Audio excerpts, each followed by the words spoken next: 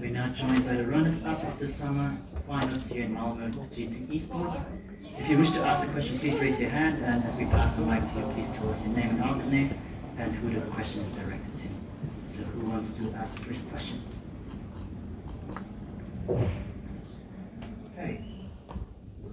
Hey, I'm Connor from British Represent. I have a question for Dylan. Obviously, you guys came in very confident today, expecting to win this match. There was a truck parked outside, primitively celebrating a 3-0 victory. What went wrong today? I think that, I will say from a preparation perspective, I think they came in with a very, very good plan in the first game. I think that Calista with counterpick support ended up working out very well against our Dragon pick, which has been a staple of the series. I also think the double mid bans does a lot to kind of neutralize our playstyle. So I think they came into the series with a very, very good plan, and we kind of immediately noted that. I think we actually adjusted pretty well for game 2, and I think game 2 was well within our hands. And then I think once game 2 went bad, we just didn't find the proper answers for game 3. It's like always difficult playing from 0 to behind. Next question. Question for Jankos. Since you've been kind of the leader and the voice of the team and bringing it together, what did you notice was maybe different from the previous times that you've played with this roster in the series where it might have gone wrong?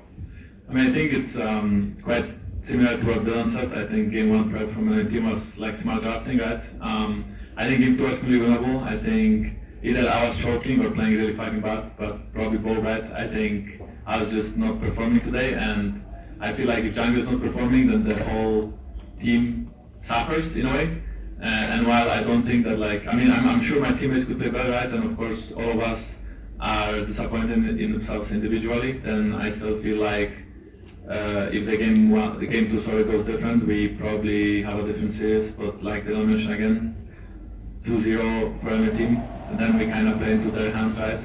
And then we lose 0-3. I just feel like, again, I played kind of bad, and we made a lot of wrong decisions in game 2 especially that led us to losing 0-2, and then the rest is history.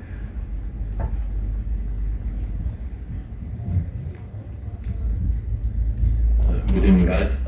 Zaran Baba from Jackson. I have a question to Dylan as well. What was the preparation like coming into a weekend like this where you don't really know what you're going to face?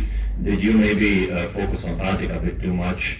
And just what was the dynamic throughout the week of preparations? We tried to focus on, I think, plans that were somewhat neutral to both teams. I think both Fnatic and Rogue are teams that play very much bottom-lane focused. I think although the flavor of what they pick is a bit different, like maybe Rogue's more likely to play Caitlyn and Fnatic's more likely to play, let's say, like Zeri or Lucian, for example. I think the core of it maintains somewhat similar, so I think we were able to use a lot of our prep regardless of who we faced. Obviously, it is a bit harder, right, to prepare when you have to prepare for 2 different opponents, but Rogue also only had 1 night, right, to figure out their preparation against us. So it works both ways, I suppose. Mr. Cap. Despite today, I don't think it's a stretch to say that you guys are the favorite going into Worlds. I think you're like the most prepared team internationally with your experience and your flexibility in game. How do you envision your next performance in New York? I mean, we have a long way to go. Right? I think the Eastern teams are very strong. We kind of got destroyed inside, and with us like not really showing up today, it just I guess puts the gap even bigger. Right? But we have a boot camp, and it will also be a new patch, right? So there's for sure a lot of room for us to improve and figure out new things to give us an advantage. But for sure, right now, I think we're not able to compete. But I think with a good bootcamp, we can for sure do damage at walls and even take the whole thing.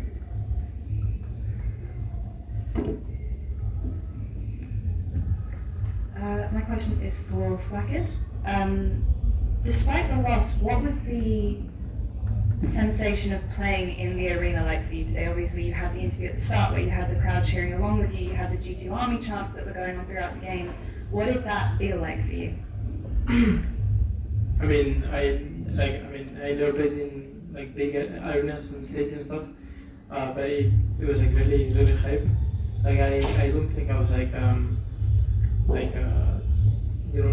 choking or like being nervous. I actually was like pretty comfortable, and as well, like a lot of the crowd was like supporting us.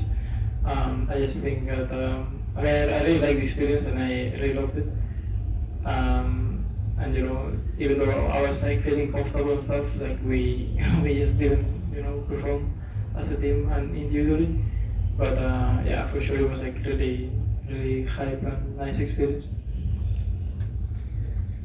Hey, Connor again from BG27. A question for Caps. Earlier this morning, I spoke to a lot of fans, G2 fans from Denmark, who drove over to support you in person for the first time in 2 years. What was it like having someone at home crowd support, backing you up after such a long time? It was definitely nice to be in a stadium again and to see a lot of signs, like G2 signs or Cap signs, or I saw a lot of Danish flags as well, and even a lot of my family actually came and saw. So it was very nice to go on stage, and it felt good, at least in the start of the series. And I'm just sad that I couldn't reward all the fans with the victory. Zoran again from Jackson. So to Caps as well. I don't think many people would argue your greatness. I mean, your success throughout your career speaks for itself. So this is your first domestic finals loss. So just talk us through a little bit of your emotions and how does it feel, because it's the first time for you? It definitely feels bad and it feels weird as well. Usually when we lose, it's like over it. If we lose the Worlds, then the season's over and there's not much more to do. And the same as last year, I guess we didn't lose in the final, but we lost and the season was still over because we didn't make Worlds.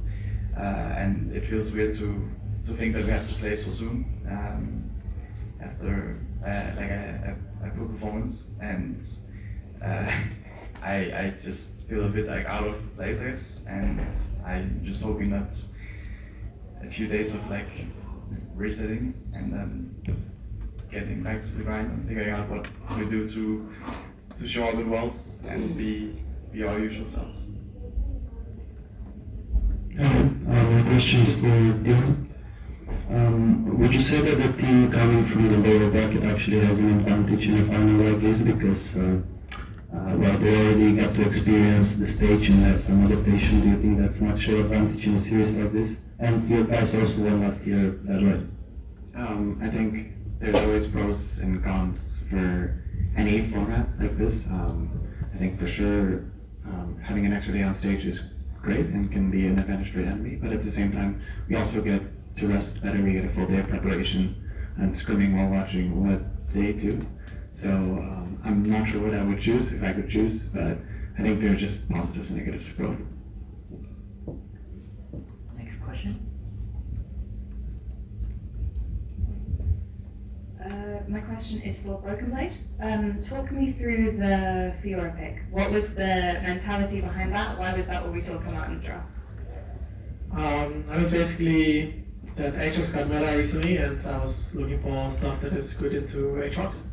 And Fiora was an answer that I had for today. It didn't work out obviously because we lost, but it's a champ that's supposed to win the lane and then also have silent pressure against Aatrox, which is like at some point where Aatrox just has pressure, but Fiora can answer that and fight back. That's the reasoning behind the pick. Next question. Hi, my question is for Flacket. It's safe to say that heading into the year, many people were very skeptical about you being picked up, but nevertheless you've won a title, you've now made it to another finals, and while the feeling of a loss might be raining a bit at the moment. How do you look back at your year in the LEC? I mean, for sure. Of course, I'm really happy with like the year so far. I feel like I improved a lot, but I still have like a long way to go. But I think I'm improving kind of fast, I would say. But like the ways I can still like really find well. But yeah, I mean, as well, I think as well, like props to my team as well. I think I have like insane teammates, so obviously like makes everything easier. But I'm for sure, even though we lost today and I didn't kind of like show up, I'm still like really proud of myself and like really grateful of my teammates.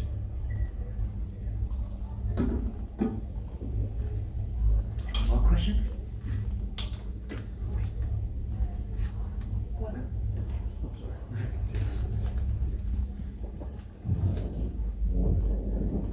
I have a question for Douglas. Not long ago, Lisan said that he's more confident in your support meta, and I want to know your opinion of the champion meta. Do you find yourself more confident in engage support as well? I think it depends. I used to really like playing Enchantal, right? And I mean, the thing with Enchantal is once you start losing the game, it feels just really bad to play because you just can't do much. You get one-shot by everything, and you can't like create anything for your team. So that's the downside. But the upside, that's when you're winning, then it's the opposite, right? And the team just frustrated because they have super aggressive Enchantal that they can't kill, and that keeps the whole team alive. So, I mean, personally, I don't mind it. Of course, if you ask me right now, I would not be down to play it because I just lost 3 times it. If you asked me last week, I was happy to play Dungeon or right. It's always depends if I'm winning or not. But I don't mind it. I think they probably had better preparation as well on it today than we did. It's not really something we focused on a lot those past days. So. Yeah, props to them that they got to play on down round kinda, and yeah, maybe we're not as confident in those situations as they were. Next question.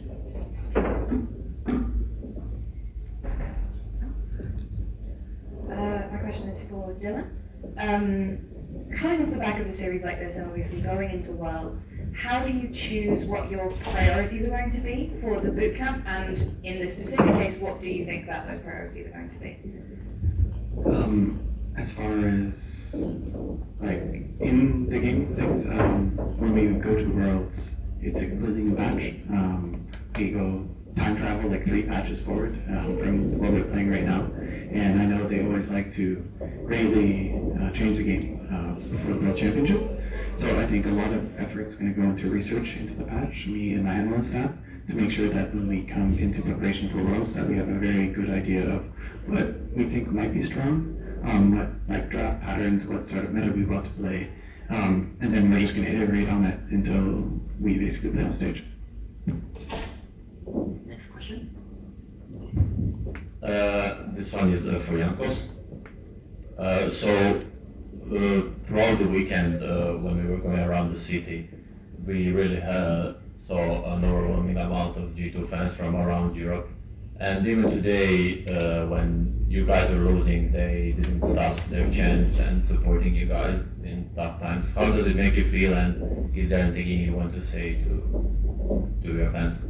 Of course, I'm very grateful to all the G2 fans that were watching but also visited us in Malmo. It is super disappointing because I felt like probably 80-90% of the people in the arena were cheering for us, not for Rogue, right? I mean, they were cheering for both teams in a way, but they wanted us to win as they are G2 fans. I mean, it's a very humbling experience to really feel it in front of the audience because we didn't have offline events for like 2 years, right? Ever since 2019, we didn't have anything in LEC. Like, I suppose the LEC finals were in the studio last split, but it's not the same as in front of a big crowd, right? So you can really feel that people want us to win, and we have so many amazing fans, so thank you very much to all of them, and I'm very grateful that they are here. But again, very disappointed in myself, and I suppose our team that we couldn't really show a better performance today, and we just got real swag.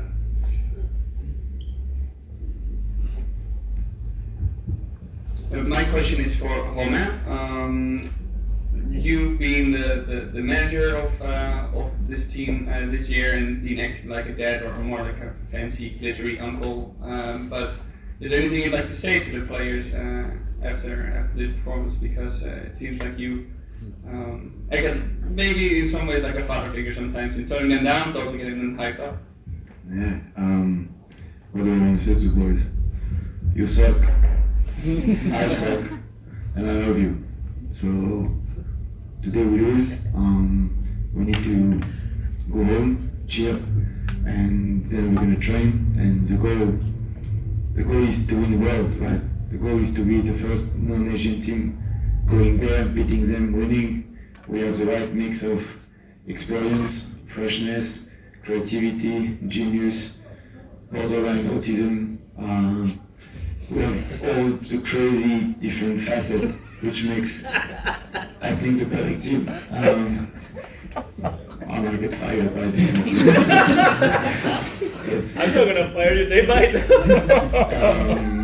Yeah, I'm not lying. So yeah, today we feel like we're really bad, and especially because we gave a lot to come today. Next step is Wales, and it's going to be exciting. Starting today, every game we're about to play are going to matter because the group is super stacked. I mean, we don't know them yet, but they're going to be terrifying. And I think it's a nice challenge. We've won a lot this year. We lost a bit, so we have enough data to find again the correct recipe for us. So yeah, today suck. I'm extremely proud of them, and I really believe we're going to have a banger Worlds and a great adventure. So yeah, sorry for the curse word. Do we have any more questions? All right, that concludes the first press conference for today. Thank you, Gita, for joining.